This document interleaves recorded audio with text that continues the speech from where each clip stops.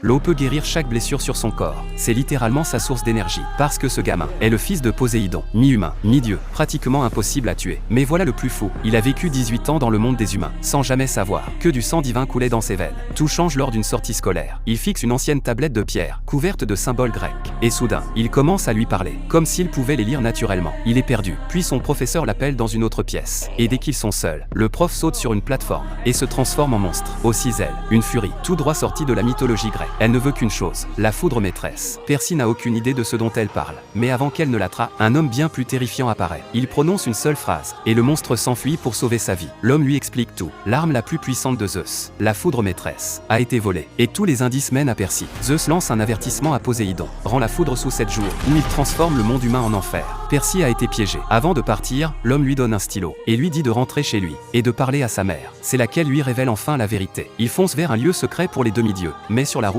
un taureau géant leur bloque le passage. Et puis, un minotaure fonce droit sur eux. Ça devient encore plus étrange. Le meilleur ami de Percy commence soudain à baisser son pantalon. Il se transforme en mi-chèvre, mi-humain. Un satyre défonce la portière de la voiture et les traîne vers le camp des demi-dieux. Mais la mère de Percy est humaine. Elle ne peut pas franchir la barrière. Tout ce que Percy peut faire, c'est regarder le minotaure l'attraper. Fou de rage, il sort le stylo. Il se transforme instantanément en épée. Le combat commence. Au début, il n'a aucune chance. Un seul coup l'envoie contre un arbre. Le minotaure charge à nouveau. Percy esquive à la dernière seconde. Le monstre s'écrase contre l'arbre, sa corne profondément plantée dans le bois. Percy arrache la corne et la plante droit dans le cœur du monstre. Il gagne, mais le prix est lourd. Totalement épuisé, Percy s'effondre au sol, inconscient. Et son voyage en tant que demi-dieu ne fait que commencer.